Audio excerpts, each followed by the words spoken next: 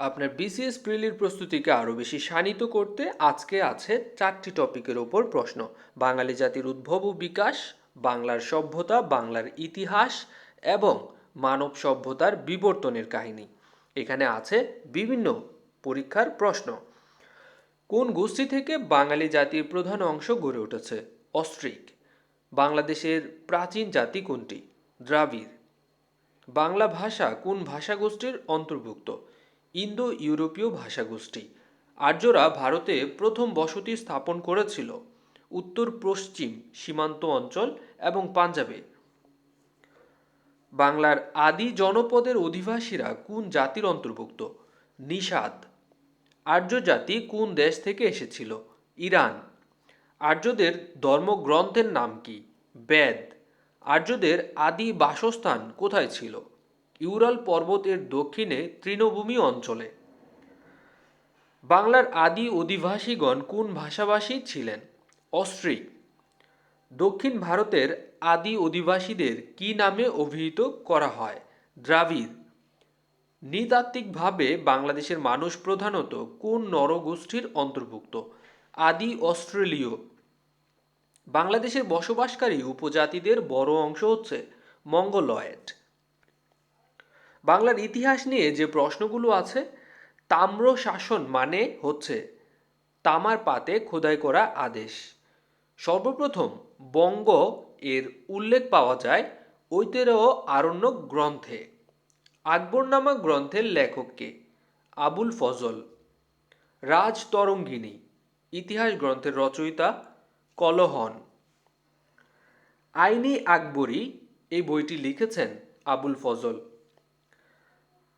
দেশবাচক বাংলা শব্দ সর্বপ্রথম ব্যবহৃত হয় কোন গ্রন্থে? আইনি আকবরী গ্রন্থে।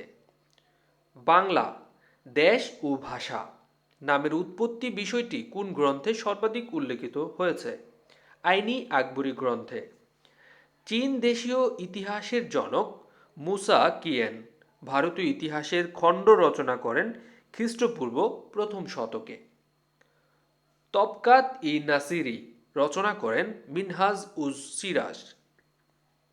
আন্তর্জাতিক বিষয়াবলী থেকে যে প্রশ্নগুলো আছে, মানব সমাজের বিবর্তন ধারা, তার মাঝে পৃথিবীর আনুমানিক বয়স কত? 4,500 মিলিয়ন বছর প্রায়। পৃথিবীর আনুমানিক বয়স হচ্ছে 450 কোটি বছর।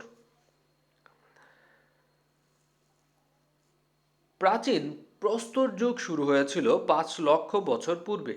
জাভা মানব কোথায় পাওয়া যায়? ইন্দোনেশিয়ায় জাভা মানব পাওয়া যায়।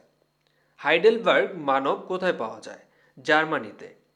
প্রায় সম্পূর্ণ অস্ট্রালোপিসেন্স লুসির কঙ্কাল 1974 সালে নিচের কোন দেশে আবিষ্কৃত হয়? ইথিওপিয়ায়।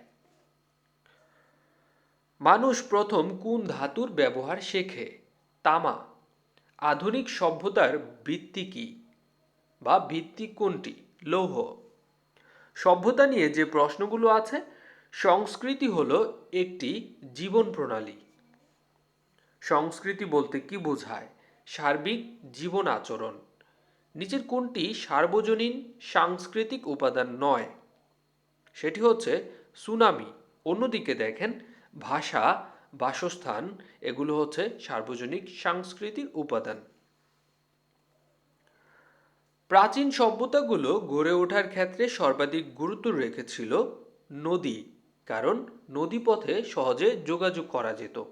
মানব সভ্যতার শুরু হয় কি দিয়ে? আগুনের ব্যবহার থেকে মানব সভ্যতার শুরু হয়। কোন সভ্যতার সব থেকে প্রাচীন? মেসোপটেমিয়া সভ্যতা সব থেকে প্রাচীন। মেসোপটেমিয়া সভ্যতা গড়ে উঠেছিল কোথায়? টাইগ্রিস এবং ইউফ্রেটিস নদীর তীরে। সভ্যতা সূত্রপাত হয় কোন জাতিগোষ্ঠীর মাধ্যমে? সুমেরীয় জাতিগোষ্ঠীর মাধ্যমে। মেসোপটেমিয়া এলাকার বেশিরভাগ বর্তমানে কোন দেশে অবস্থিত? ইরাকে। দজলা এবং ফুরাত নদীর অববাহিকায় কোন সভ্যতা গড়ে উঠেছে? মেসোপটেমিয়া সভ্যতা। সেচ নির্ভর প্রাচীন সভ্যতা কোনটি? মেসোপটেমীয় সভ্যতা। সুমেরীয় সভ্যতা কোথায় গড়ে উঠেছিল? এটিও মেসোপটেমিয়ায় গড়ে উঠেছিল। কিউনিফর্ম কি? এটি হচ্ছে একটি লিখন পদ্ধতি। কোন সভ্যতায় প্রথম চাকার ব্যবহার প্রচলন হয়? সুমেরীয় সভ্যতায়। Lunar calendar was introduced by Sumerian. সুমেরীয়রা হচ্ছে চাঁদ দেখার যে ক্যালেন্ডার সেটা বের করেছিল। ব্যাবিলনের ঝুলন্ত উদ্যান কোন দেশে অবস্থিত? ইরাকে অবস্থিত।